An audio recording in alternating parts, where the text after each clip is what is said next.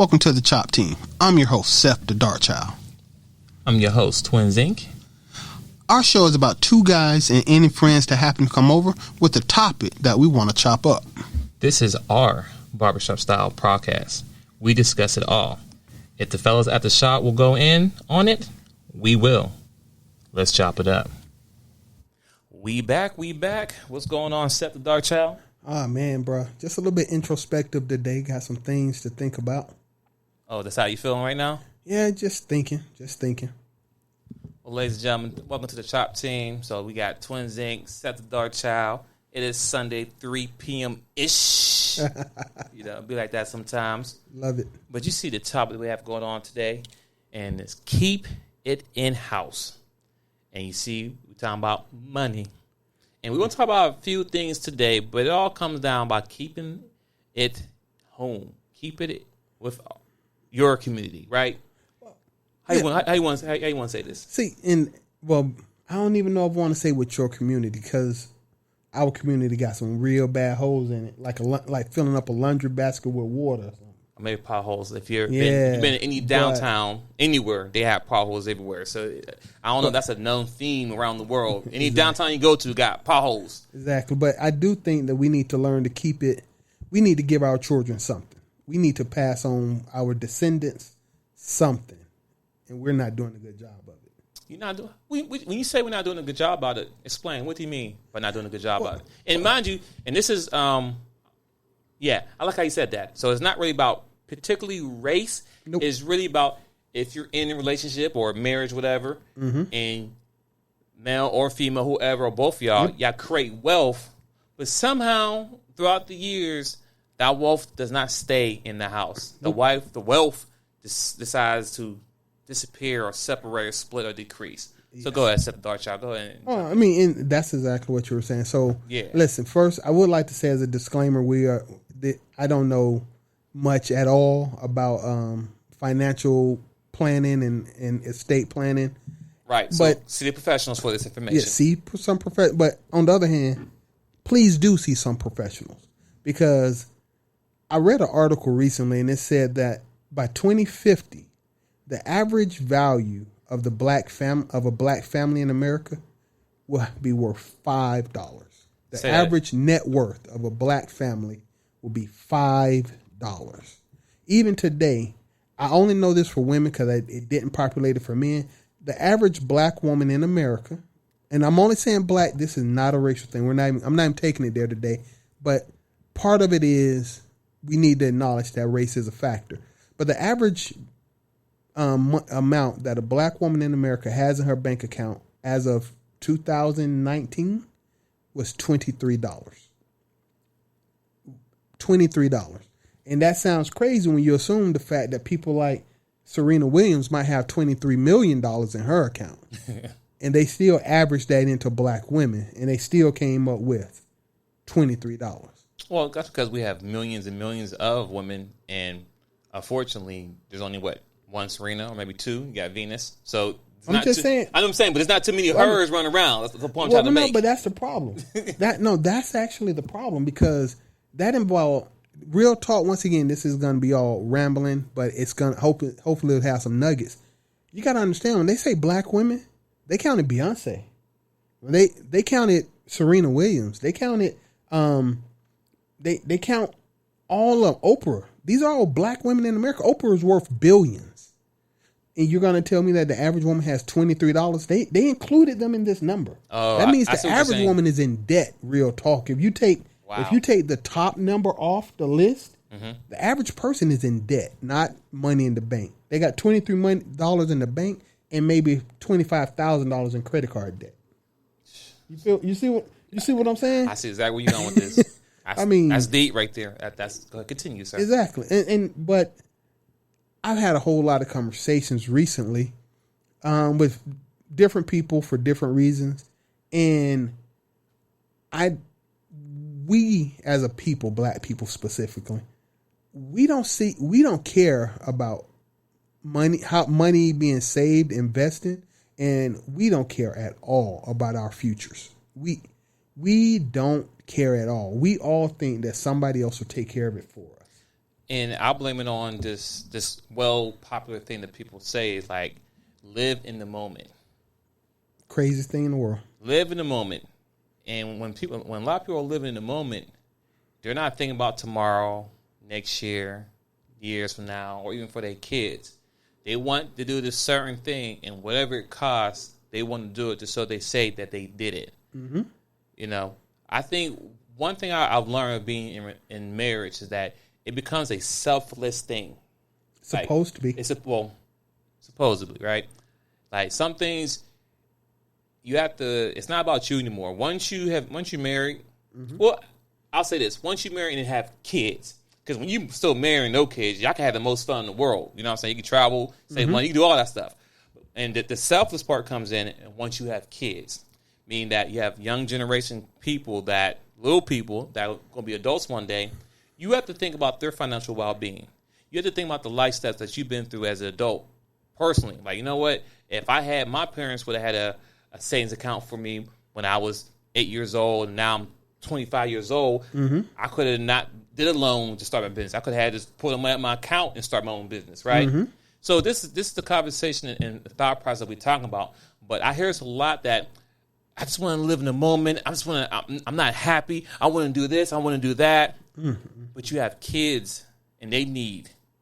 Exactly. And once you made decision as parents to bring kids into the world, you have to put away your personal things that you want to do for them in the future.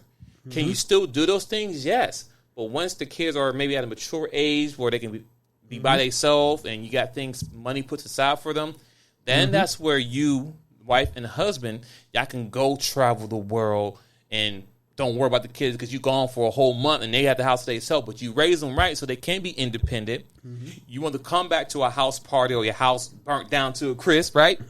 If you raise them right. Mm-hmm. But when I'm saying that, if you do what you're supposed to do as parents, by the time you get to maybe 50, 60, because that's when you're supposed to be traveling the world. Even though it's kind of retirement age, right? That's when you get. But that's when you're supposed to be traveling the world. You're supposed to be. At that time, your kids are grown. Hopefully, they ain't grandparents yet. Mm-hmm. But you can go all around the world. Oh, me and your dad, we just came back from Aruba. We was there for a whole week. Learn some things. I know. The worst thing I hear is 20 and 30-year-olds talking about the world trips they've taken, because they just forfeited their future for their present. And hold on. I would like to say I understand part of it because work is hard, and they say work hard, play hard.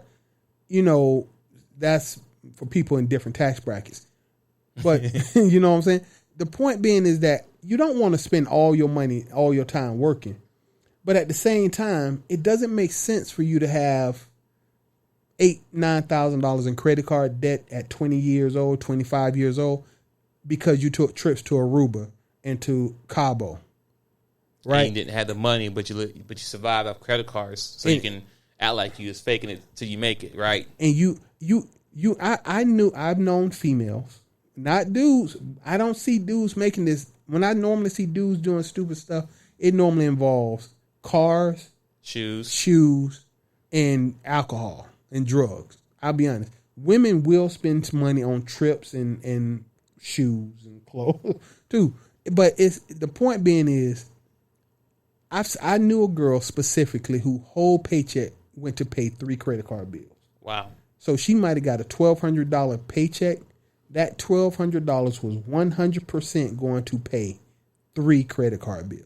Yeah, because some people, what happened is, not pay off, just pay the bill. Pay on it, right? Some people have really good credit, right? Mm-hmm. And what they will do is they'll get approved for a credit line of $50,000 for the credit line, right? And they'll live through that credit card and it's paid the interest rate mm-hmm. per month. Like you said, you may have a car for $50,000, but then every month, only thing I pay is $500 a month back mm-hmm. to the credit card.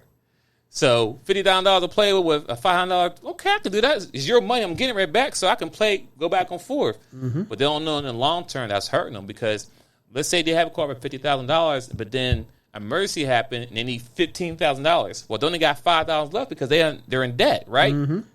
So it's just bad planning. And then and of course, if you have a credit card with that high balance used that you're spending on, mm-hmm. More than likely you can't get another credit card with the same limit or a new loan And if you do get a loan, you get co-signed. All you're doing is putting yourself more in a financial dependent state where your life got messy. You're stuck in a cycle. You can make great money. And this is the real hard truth, ladies and gentlemen. When people go to school and get these college degrees, nothing wrong with it. But we always say, make sure you pick a skill that's going to really help you pay a bill, a trade, something you're going to make money right away. Because, is it cool to have 2 degrees, a master's, a bachelor's, a PhD? It sounds cool. It does. It really does. But then you have to pay back that money unless you're a scholarship person. But even so, once you get a 4 degree, there's no scholarship. You got to pay that money. So you have a college debt that's over, let's say, $100,000. That's low minimal. That's $100. I'm going to go with low end. You have a college debt that you have to pay back. That's $100,000. This is you at 25 or 6 years old, graduating. No kids, nothing, right? So at age 26, then you have, 2 or 3 years where you don't have to pay nothing right away. So by 28, right, 29, you got to start paying that money back. Right then and there, that's $100,000 in debt. Let's forget that in that time frame, you probably got a car that you're paying on. Hold on. Okay. I just want... I want you to keep going, but all right, go ahead. When you say they're paying on the student loan, I don't think a lot of people do the math. I still want you to keep remembering what you're saying. Yeah, I got Sorry to interrupt. No, go ahead. But this is the math. I pulled it up. The average student loan pays back about $1.05 for every $1,000 that you borrowed per month, right? $1.05. Now that might not seem like a lot, but if you got $100,000 in student loans, you're looking at like almost $1,050 to $1,200 a month student loan note. That's your payment. So when you say I only got $60,000 in student loan, that is $600 a month payment. That's a bill that you got going on until you pay it off. I'm sorry, so all this, I only got this. I've done the math, so I know exactly how much it costs you every month. You're not fooling me, boo. $30,000, and you need $300+ a month from some dude to try to help you pay your bill. Keep going. Right. So I got my 5. I can get nothing. So $100,000 in student loan by itself, and like you just broke down the math. Stack of money. So depending on how much it is, you may pay back $600, $800 a month, right? That's just on student loans by itself. But by then, if you're 26, 28 years old, you're an adult at this point, right? Guess what? You're going to have your own apartment. Hopefully. Maybe a house, but you might have either or. You still got to pay that. If you have a car, most people do rent, lease to own cars, right? That's $300 to $500 right there. And then let's say you have some kids.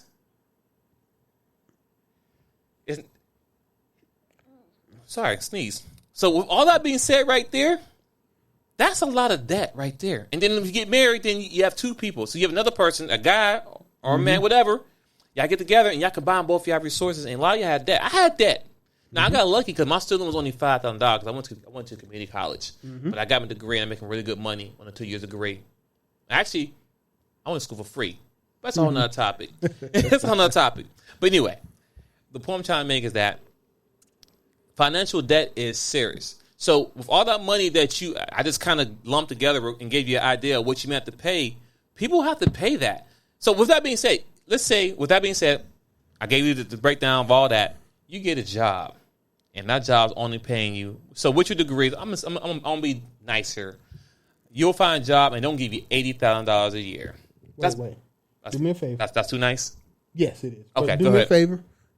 Make it 2 different degrees. One that pays enough to pay the bills, and another that doesn't. AKA a business English degree versus a computer information technology degree. Got you. Yeah, go ahead. I'm sorry. There you go. So add those in. But with that being said, you get a job entry level because, and be honest with you, ladies and gentlemen, it's not what you know, it's who you know.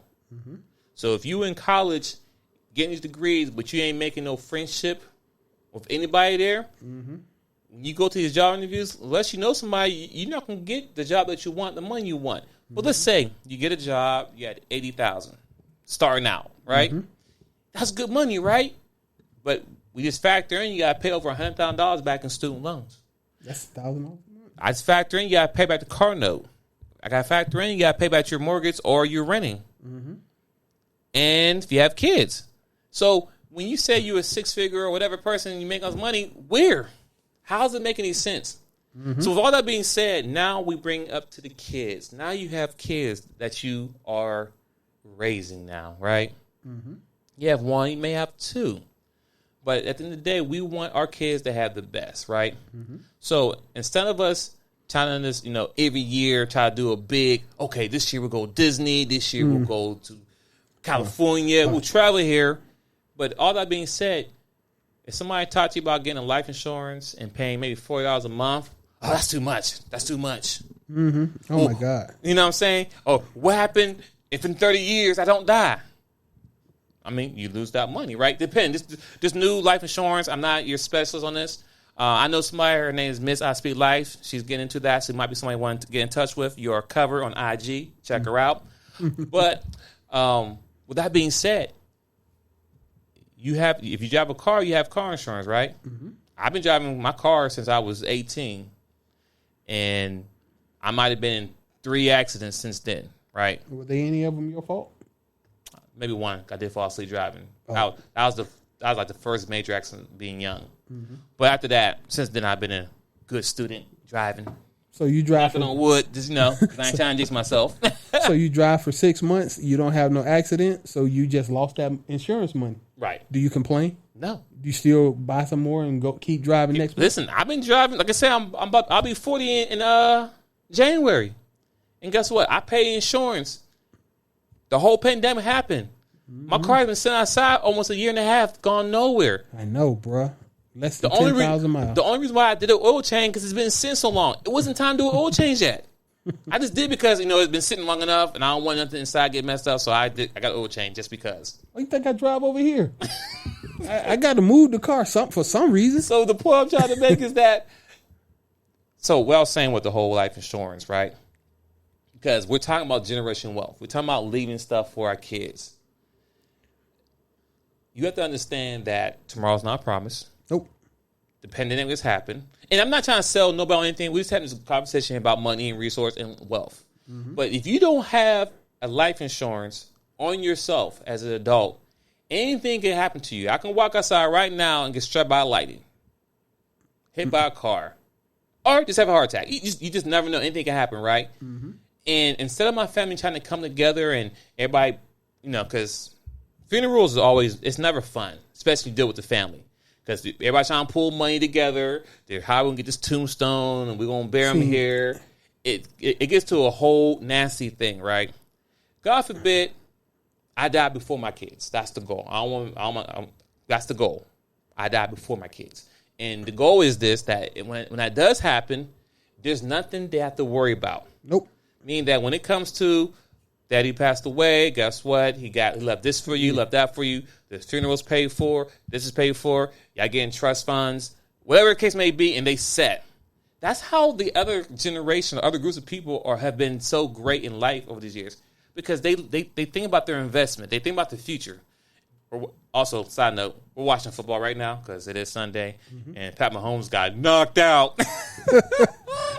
Had that fell out there. But we dedicated, though. But the point I'm trying to make is that you have to think about the future and think about your kids. Stop trying to live in the moment. There's plenty of times for you to live in the moment. But what Seth the Dark Child just said, by 2050? Yeah, 2050. So in 2050, they're both saying the average savings the average, okay, it's not all, but the average family, it should be $5. Net worth. That's real. And I don't care because. And I go ahead. Once again, I always want to level set That's because people be trying to have some fantasies. The average, they included Puffy, they included Jay-Z, they included Michael. Yeah, everybody. They included them. So the average person will not have $5 as net worth. The average person will be in debt. Inflation's okay. It's real. So don't be walking around all happy saying $5. At least I don't owe nobody. No, because Puffy and Master P and Jermaine Dupri and all the other people who you might know, they are unbalancing that scale. We don't have Dre money. I know $5 seems kind of. Listen, if you don't have $10,000 right now in your account, right now, if you let's say everyone had a house, Thanos snap. Everyone has a house they have it for, right? And for some reason, your AC goes out. Yep. And you may have insurance, but it doesn't cover replacing it. It covers repairing it, but your AC unit is at a point where it's unrepairable. 2 stacks. Right? But let's say, because inflation, you know what I'm saying? It's going to cost you $10,000 right now, cash, to get a new one put in, installed, and it'll take about 4 hours, boom, bada bing. Do you have that money right now to go on your account and be like, sure, no problem, here you go? Or you have to be like, oh, give me a couple weeks, I got to put the money together. Mm-hmm. I mean, right now, fellas, if your woman will tap you in the shoulder, like, hey, babe, I want to go to Aruba. You be like, okay, babe, you want to go tomorrow? Can you say that? Can you be like, sure, tomorrow? Because, mind you, tickets from the United States to Aruba is very expensive for a next day trip, okay? It's going to be over $1,000, guaranteed, hands down. Now, it may be lower now because of the whole pandemic, but still, that's a lot of money. You just can't get up and go there. So that's the point I'm trying to make. If you don't have $10,000 right now to get up and do anything right at this moment, what he just said about 2050, that $5, sounds about right. Because if you don't have $10,000 in the savings right now, in case of emergency or rainy day, you're in trouble. Yep. It's just that simple. And I know a lot of people right now that don't have $10,000 in cash, not credit card. I'm not talking about credit card. I'm talking about cash, where you can go to the bank and be like, hey, I want to withdraw my money so I can pay another account or whatever makes may be. Do you have 10 grand you can pull out right now? Now, for some of y'all do, salute, good job. Now, do you have that for your kids? Because it's good that you have it, but do you have it for them? Are you educating them so that they can do that when they get to the age, or maybe when they're younger? Or the goal is for the kids to do better. So if I have 10 put to the side, my goal is I want them to have 20 put to the side. And then when they have kids, I want them to have 30 put to the side. You see the trend? It's all about getting better. It's not about, well, they got to figure it out. We have to change that mentality in our community. My God, we've got to. That's the whole point on passing on knowledge to our younger generation, because we want them to be better.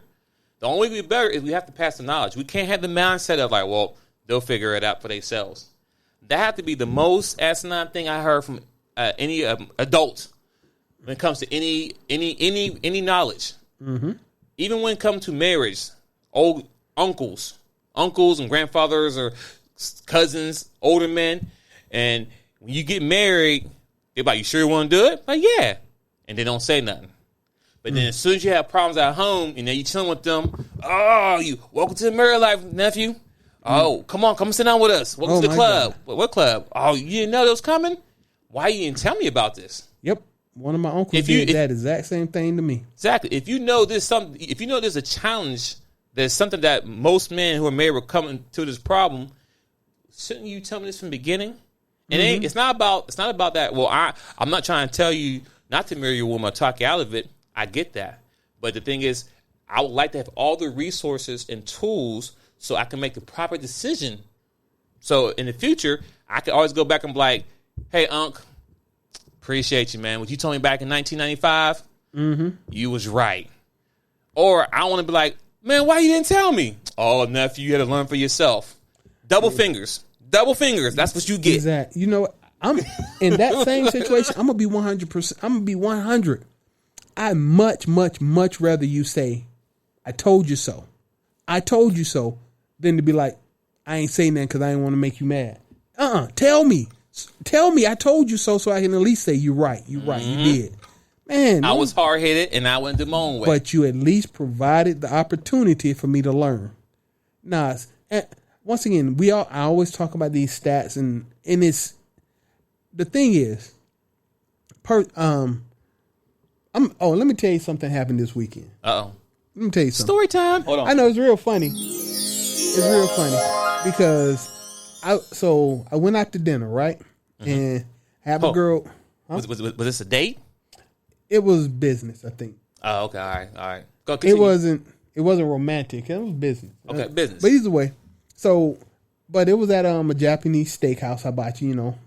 And it was nice. Okay. Now, when I got up, I took care of the bill and got ready to walk out. But you know how they sit people at the table with you. Right. Yeah. So this dude and his girl were across from us, And we got their ticket. It looks like he had gave them a card to swipe, and it got declined. No, part of it got declined. So I'm looking at it like, oh, okay, it's $43. Didn't get it. You know, dude, you everything but $43. That sucks. It created a scene. Okay, made a scene. His girl sitting there looking at him like, so you gonna, bruh, this embarrassing. She made no attempt to help. She made no attempt to do nothing. This dude done pulled everything out of his pocket. Come, I can just let you run another card. Let you run another card.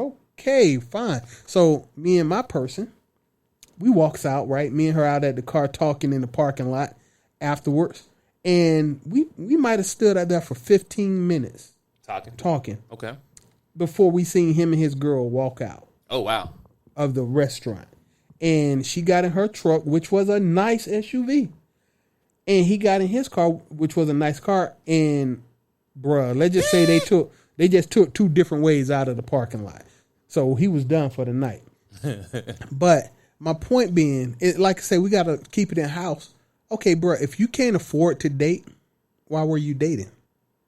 That's fact. Why would you take somebody to a restaurant you can't afford to pay the bill at? Facts. I'm not even going to say nothing. On another podcast, I'll talk about how she sat there and let that develop.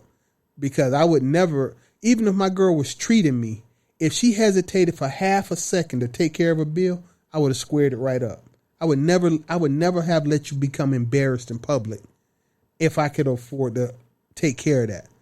If me and my boy out to dinner and he be like, he swipe his card and they be like, oh man, this we declined your card, and you be like, oh, for real? I'm like, you know what, man, it's my turn to pay anyway. I got this. Mm-hmm. I would never have put you in a position to be embarrassed in public. But she just sat there and looked.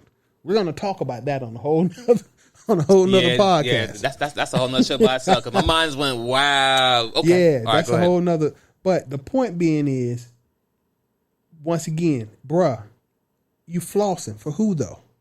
If you can't, why are you here if you can't afford it? Why would you even think to do something that's going to put you in that position where you got to look stupid because you can't afford it? And obviously your credit card's maxed out. I don't need to know about your car note and your house note. You just showed me that you can't afford to eat. So everything else about you is trash. I don't need to know anything else. But the point is that the person who did this was my complexion. You know, we living in the moment. If you got to eat hot dogs, that's what you should have ate. But you spent everything you had and didn't have enough.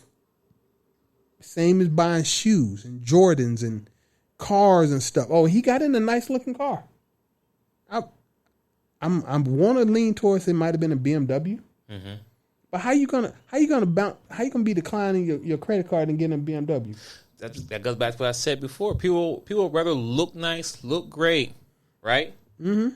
But then struggling because he has a nice car. He probably has a good job, but when he gets paid, every single penny got to get a lot of over here. And guess what? He has nothing left over. And he might have, and mind you, stuff happens. He might have had the money at the time going into the place, right? But see, some people, I never do this. Some people have that automatic withdrawal payment stuff. Something might have hit earlier while he was there. He didn't know, right? He might have had $100, $200, but then $50 came out or something, and guess what? Came up short. But still, regardless, though, I would never cut that close to me personally. Me, like, if I had the money, I wouldn't go out nowhere. Well, but that's the whole point, that we live our lives. And this is what we need to keep it in-house. We live our lives so close to broke that, let's say that he was struggling. Okay. Let's say he got a good job, but he was struggling. And let's say that he had an accident that put him on his back for 3 months. Now, this is hypothetical. Right. He got a $500,000 house that he's paid $250,000 off on. Right? He's got a BMW that he's been driving for 2.5 years. He still got 2.5 years worth of payments on, but he's dropped, $40,000 on it already? Yes. So you owe $40,000 on your car, you owe $40,000 on your house, and you struggling. So the moment something happened to you, you don't just fall into a hole. You in debt. You underneath the hole. If You might have insurance, you might not, because people like you tend to do stupid stuff. If you was to pass away, you ain't just leaving your kids with nothing. You leaving them with bills. That's how we living. That's when they like in 2050, it'll be zero value to the black family or $5 value to the black family, because we don't care about nothing that might happen if we not here. If we ain't here, somebody else's problem. Let them figure it out, right? Yeah, let them figure it out. That's not how we are going to fix any problems that we have. And it's becoming obvious that the majority of us don't care. And I'm going to lean towards, I can't even say women, it's us. It's us. I can only say that somebody didn't teach somebody how to budget, balance their checkbooks. And at that point, I'm going to say, was it balanced prior to 1960? Probably. But it's got out of pocket in the last 50 years. And another segment of people have just been sitting back watching us destroy ourselves. Is that kosher? Sounds good to me. Sounds about accurate. I mean, it's kind of hard for the uneducated, you know what I'm saying, to be able to teach the younger generation to be educated when it comes to money resources when they have never been good with money. So now, but and it got to start somewhere, though, right? It has to start somewhere. You know, it doesn't matter how old you are. Once you understand the understanding of money, or long term, you know what I'm saying, futures, you have to make some adjustments and changes in life so you can become better. It doesn't matter when you start. It just starts somewhere. I don't care if it's today. Start today. You start putting money to the side. Start looking into life insurance. Start cutting off bills that don't matter. I mean, ladies and gentlemen, this pandemic is out here and it's not going anywhere. And people are being forced to do things they don't want to do, right? Mm-hmm. And then with that being said, some people might end up being put in a situation where they can possibly lose it all. Yep. But the thing is, what did you have set up to the side prior to this from happening so you could be safe? You understand what I'm saying? So you're now forced to do something that you don't want to do because you want to survive. So, this is I was talking to a friend of mine, you know what I'm saying? Most people are put into these financial slavery. Mm-hmm. I speak for myself. Listen, I have a house. Just got it. Mm-hmm. Probably 2.5 years in. Well, guess what? I have 30 years. 30. Hey. 27 and a half. You know what? Right. That's fact, though. But 27 and a half years to go, right? Guess what? Based on my income at the time I got the house, it's based on what I work at, how much you get paid, and that's what my mortgage is. Your mortgages will never go down unless you refinance. And if you refinance, they'll tell you. Refinances could be okay depending, but it starts over. Yeah. So if you have 15 years in and you refinance it for another not for another 15 years, but for the same as out, then that's cool. But if you refinance it for another 30 years, yeah, that's a dumb move. But the point I'm trying to make is that 27 years I have left on this house that I have to pay on and a certain amount of money, right? Mm-hmm. So technically, yes, I have my house. I own it. Not all the way yet, but I'm working to own it all the way. It's mine. I do what I want to it. I'm still a slave to working for the next 27 years, regardless, hands down. Yes. Because I have to pay this. If I don't pay nothing else, I have to make sure I pay my taxes and, of course, the mortgage was all included. So that's what we're talking about. So if something were to happen, I lose my job, it's a whole ripple effect, right? Yes. And mind you, I'm always a forward thinker. So I have things always set up at a forehead and lined up. But the problem is most of our people, or anybody, not just black people, just people, period, they don't think about that. They live in the moment. They think, oh, I'll get another job. Really? You sure? If you get another job, it's going to be the same amount of money that you have. Because I've been with my company almost, 13, 15 almost years. Getting paid pretty good money now. Mm-hmm. I just can't leave my current company and go somewhere and get the same amount of money. Nope. It doesn't matter. You could. There's always people hit the lottery every once in a while. There we go. Yeah. So that's it. This is something to think about. Because, once again, 27 years, I'm locked in. And I feel that I'm free, but technically I'm not free. But it's something that you need to think about. So, how long? Hey, we want to keep going on this because once again the whole topic is huge. It's even I'd be hesitating to add relationship stuff on the topics this. Let's touch on a little bit on a relationship. I think we touched on everything else. Well, over time, over some of the older podcasts we've done, I've talked about the actual cost of being single. And you broke it down too. Yeah, and so just to touch on that, I think the top was who benefits. Yeah, who benefits? That was exactly the one. The topic is who benefits, and he's talking about what happens between a divorce. Exactly. The man and woman. And he broke it down like where you went with it. I didn't expect it till I heard it. I said, "Oh, that is true." But go back and listen to that. Yeah. The Dachop Team. It's on a podcast. It's out there. Just type it in. But it's who benefits. But continue. Yeah. So, and this is just once again, I'm a little bit more thinking on it, and it's still once again the new question: who benefits? Let's say let's say you're married, and you and your wife are an actual team. Now, both of y'all can fail together, but if you fail and she pick up the slack, boom, y'all benefiting. Mm-hmm. Y'all both might be able to survive this stuff happen. It's too many of us living in the moment. I'm not happy, don't know how to stay in a relationship, and we jump ship immediately upon something negative happening. People will look at relationships like they look at car leases. I'm tired of this lease. I want a new car. That doesn't allow you to build anything. You can't move anywhere with that. So I will never get remarried. I will state that categorically because marriage is a negative. But if I actually really and truly understood then while I was married, what I do now, I might have tried to make it work because it wasn't about me. It was about my kids, right? So even separating and having her go her own way and me go my own way is fine, except for the fact that she has me financially hobbled. I now have to pay her X number of dollars every month to take care of my kids. These dollars I pay her are in excess of the actual cost of taking care of my children. These dollars are just money that is really being spent back into the economy because I know for a fact it's not being saved. So, once again, I'm not investing in properties for my kids. I'm not investing in their college funds. I'm doing some stuff, but that for this example, let's go with that, okay? And so at the end of the day, when my children turn 18, what will I have to offer them? Nothing. Because your mama took it and spent it.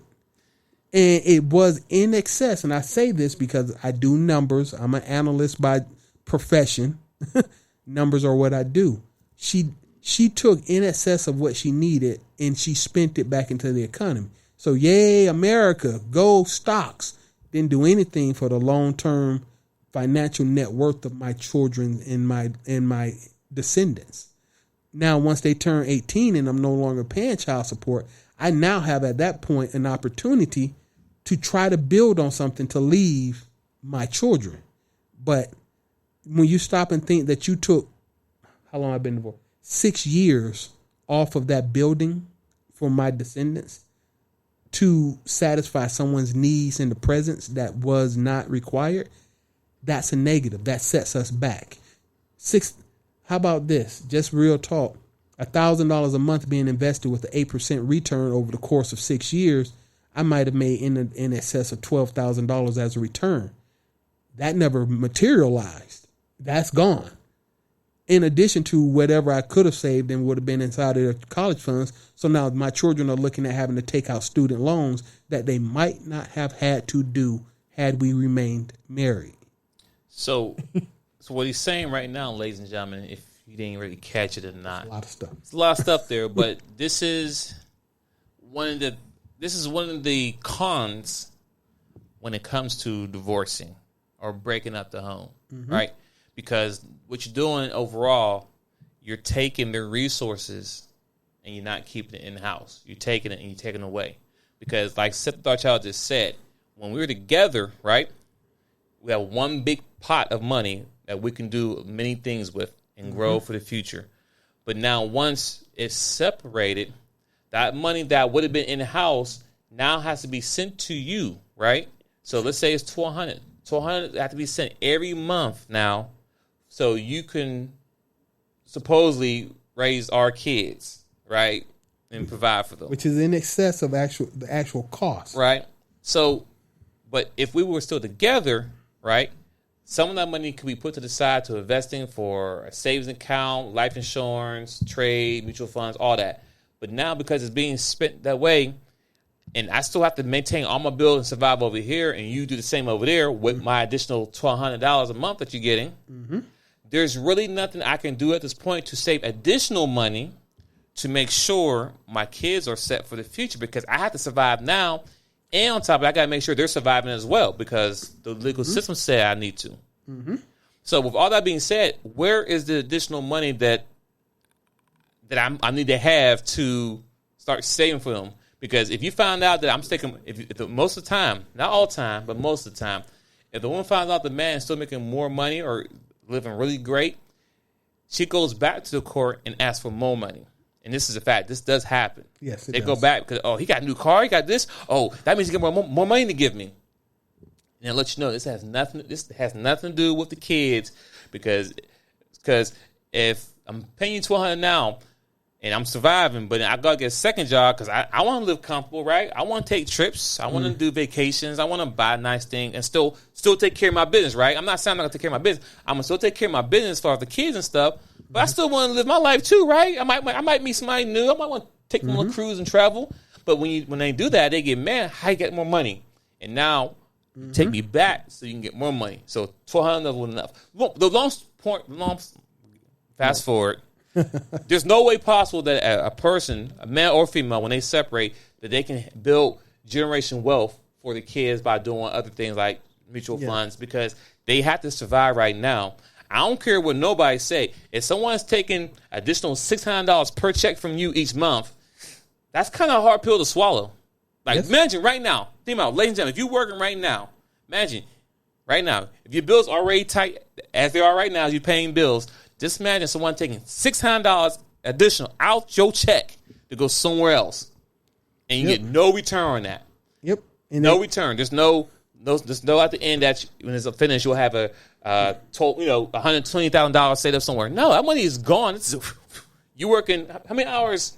He broke it down. He's really a math guy. So $600, right? How many hours is that before that's gone? Real talk. At the time, at the time, that was about 18 hours. No. That was about 22 hours before taxes. So about 3.5 days. Gone. So imagine Monday, Tuesday, Wednesday, and part of Thursday, those hours are gone. You're working for free. And then Friday, you start getting paid for you. And let that marinate for a minute. Yep. Monday, Tuesday, Wednesday, you're going to work for free. And then Thursday, finally, now I'm getting paid. Now, when I go to lunch on Thursday, I come back from lunch, I'm getting paid. Now. Like, you have to break it down there, ladies and gentlemen. That's how it is when you break down that money per hour. And once again, all we're saying is that when you make a life decision where you say you want to leave your husband or leave your wife, these are the things that's going to play into the kids' development in the future. So when you say you're leaving because you're unhappy, unreconcilable differences, you're hurting yourself. You're not hurting yourself, but you're hurting the kids' future, because now anything that the mom or dad was going to leave for the kids is null and void. It's just a factor. If you can't put money to the side, salute to you. Go ahead. No, keep going, and that equates out to the community also, though. Like the money that, let's say that I actually had kept my kids with me, right? By God, some stroke of fate. Well, when they played football for the park, I would have been donating money to the community. When they doing stuff in the community and stuff is going on in the community, I would have been donating to that because my kids are part of that community. The school that the kids would have went to would have gotten the benefit of my participation. But I was donating to another school that wasn't part of my community. It was part of a different community because we don't live in the same place. I live in the community, but I'm not actively supporting a good chunk of that community because the family broke up and part of my resources are being shipped out. We have the worst thing it's a couple of things. I ain't gonna say the worst. Breaking up the families. I don't care. And we're not getting into who did what. Don't make a family if you don't want to stay. And if you're gonna stay, unless it's blood on the floor, you keep your butt still. Forever. You're in it to stay. So, breaking up the family is the worst thing, in my opinion, that has happened to our community. Breaking up the family. Quick plug. Yeah, what's that? Tomorrow, Monday, 6 p.m., The Real Deal versus How You Feel. Now, this show's delayed, so every Monday at 6 p.m., The Real Deal versus How You Feel on Stereo app. We have great conversations. But one of the conversations that we'll be talking about on one of our shows is sex before marriage or during marriage. Sex before marriage and during marriage, does it matter? And the answer is yes. Sex matters, period. So sex lives matter. I throw that out there because based on the conversation Seth has said that you need to be in forever, right? You're stuck. You're just stuck. You should be stuck. And reason why some people do leave it because of sex. Which is the dumbest reason in the world. But it's a conversation that need to be had. So I had to throw it in there because it kind of segue right into that. But continue what you were saying, sir. Well, but once again, that's my personal opinion. I understand racism as a problem. I understand all the. I'm not gonna say I'm pro-black. I'm very Afrocentric, and with the focus on the black community. So I know the cancers of my community, but this destruction of the black community is the worst thing that has ever happened to the black community. Relationships not being permanent, the decision to not make them permanent, that's the worst thing that could have happened because it hits every aspect of what's wrong with our community. What was the law that was passed by? It said no fault. No fault. Yeah, no fault. That was the worst thing that ever happened. And it affected all communities, but it just destroyed our communities. Yeah, it just destroyed it. And you got, like I said, I don't want to get into the womanist mentality to say, oh, that's not this podcast. Right. But building wealth is dang on near impossible without a family structure. Right? No. Facts. Because right now I'm working to be a good man, but if I wasn't actively a good man, it'd be much easier for me to just call it quits and get a job at McDonald's. You know, when I finish paying child support for my kids, when I finish paying, circumstance permitting, you know what I'm saying, going to get up to Horus and Anubis, you know what I'm saying? When I finish working, paying child support, I'll still be at the prime of my earning potential. So I actually might have a real possibility of doing some of the things I envision doing, even though this handicap was given to me. But I can't even barely imagine where my life would have been had I not had this handicap given to me. You know what I'm saying? The other part is we don't even value things that are valuable in our community.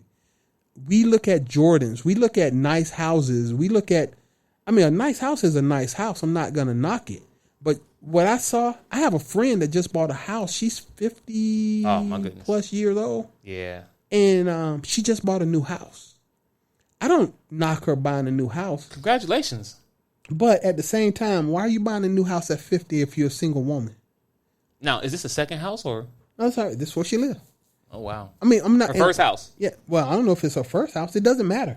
Yeah. No, I was curious. Because you bought a house. If your kids don't want to live there, they're selling the house. So you bought a house that you won't even live to pay off. That's not going to happen. You bought a house you're not going to live to pay off. Your kids ain't going to live there. So you're not giving them a house to pass down so that they can live on and create generational wealth. The house is going to be sold if you can manage to keep it till you die. Another thing, what I learned too with this whole working in 2021 going forward, there's not too many companies are no longer keeping their long tenure people anymore. Mm-mm.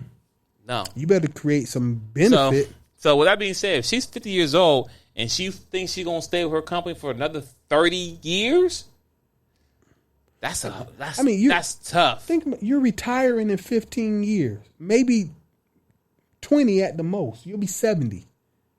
You bought a house with a 30-year mortgage and you retiring in 20 years. Based on the income that you have now. Not based on the income that you had once you retired. See, that's, you know what I'm saying? So after you quit your job or retire for your job, you think you're done, you're not done because you still have this house you got to pay for another 20 plus years or, whatever. And if you I'll just sell the house. If they foreclose on your house because you aren't able to sell it for whatever reason, you lose everything. So all of your money that you had to don't have, you just put into a house and you rolled the dice on.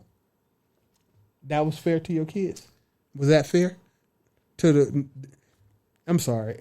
If it wasn't for the fact that personally, I know people in my own family that have rolled that dice and it came up snake eyes, I wouldn't feel this way. Buying a house late in life is a dumb decision. Period.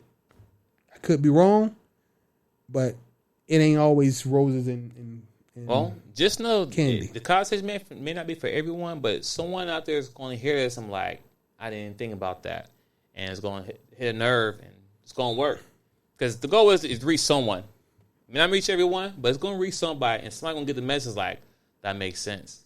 Yeah, because like you said, being 50 and buying a brand new house for 30 years, and like you said, kids these days are different now. Our kids don't want to live where we want to live. Nope. I mean, think about it. I'm from Pittsburgh, Pennsylvania. Imagine if my mom bought a house. Well, she did buy a house, but you see, I'm in Atlanta, Georgia, and I bought a house here. Do you think I want to live in Pittsburgh? And if it was already paid off and all this good stuff, but let's be honest, you're going to use right. If your mom said, okay, you can use this as a rental property, okay, cool, that might be possible, but you still got a mortgage on it. So now, even if it ain't a rental, you mentally have to know you saddled with another mortgage. Right. Hopefully, you can rent it. Right. And it's not a shade to mom or anybody who does that, but I lived in that house. I'll be 40 in January. I lived in the house. I know what the house looked like. So unless there's been some renovation done from when I lived there, and now I have a house, and I know how renovation works now because I have my own house. I do my own stuff here. It's going to be a little different. Like, do I really want to keep paying on this house? Now, good thing is I have a twin brother, and I have another brother too. So maybe they want it. That's cool. I'm not going to be mad. You know what I'm saying? Like, that's cool. But this is something just to think about, right? Mm-hmm. So, like he just said, if you're 50 years old, now mind you, my mom bought a house when she was definitely in her 30s, so she's not 50. But the point I'm trying to make is that it's probably paid off now, but we just use that as an example. But the point he's saying was Seth saying that at 50 years old, you bought a brand new house. You sure your kids want to stay there for the next 30 years or even for the rest of their life? They're going to sell it. So all the hard work money that you put into try to maintain the house and keep the house. Now, of course, you did, so you're not going to know. But the fact is that it's like I could have lived in an apartment somewhere else and saved that money. I could have did other things. I could have invested that money, right?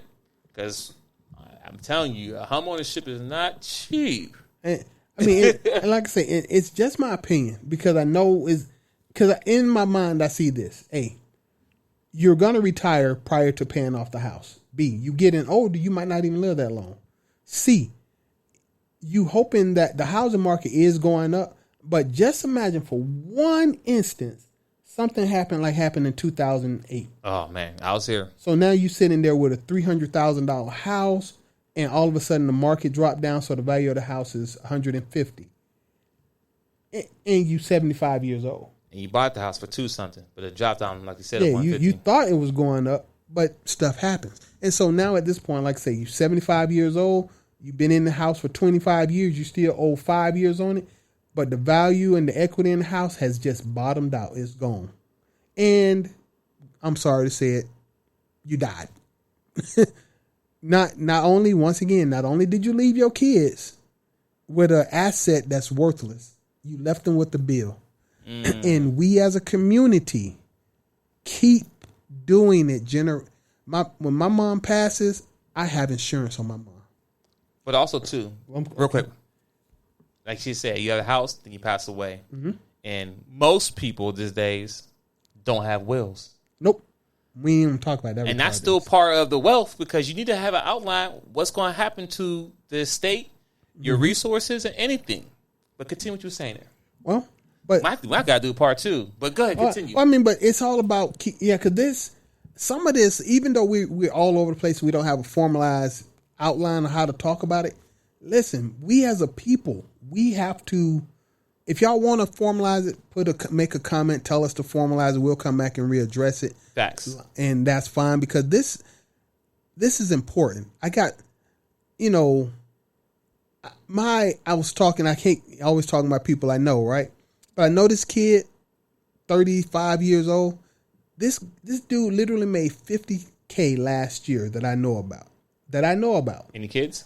Yes. Okay. Multiple kids, but I'm just saying. But you know how much I asked him? I said, "Okay, you got this. How much money you got in the bank?" He got $2K in the bank. I'm like, "Wait, how do you wait? Time out. How do you have $50K on your taxes and only $2K in the bank? How long you?" And bear in mind, I'll be honest, I do taxes. So I'm looking at this and I'm like, bro, I've been running your numbers for years. How is it you only got $2K saved at this point? He was like, well, I have this and I do this and I do this. Bruh, you basically spending everything you make. And if you spending everything you make, what happens if you get hurt? What happens if you driving the car home one night and you just have an accident on some of the most dangerous highways in America? 285. Exactly. 400. Not just your entire salary is disappeared, but you ain't leaving them nothing. They're gonna have to come together to bury you. I mean, I hate even to say the word. We do it so much; it's a part of our damn language. Come together. We do it so much as part of our language. White people don't know what we're talking about when we say this. What does come together mean? What come together? Y'all come together and eat and celebrate their life? No, we come together to pay for them to be buried. That's what my family calls it. Or GoFunds. That's the new wave. Bruh, it's some hard conversations we got to have because y'all, I'm tired of it. It even made me change my opinion of interracial marriage. I disagree with interracial marriage. But now, heck, if somebody's willing to stay there and work with you, I don't really care what race they are anymore. Sisters, if y'all don't want to be married, fine. But if I want to be married and have a future with a woman and she just happens to be of another race, I can't actually say no anymore. Because not being married doesn't help the community. Not being married doesn't help the future. See how bad it is? I've changed my position. Listen to some of our earlier broadcasts. You know how I felt about this. I can't argue with it anymore. If you want to be in a relationship and she happens to be of a different race, man or female, go for it. It ain't you can't build a community by yourself sitting at home in front of the Xbox. Just saying.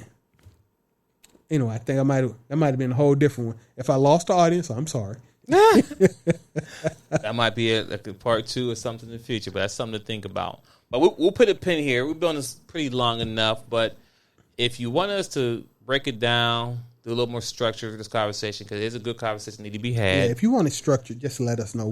I'll pull out the notebook.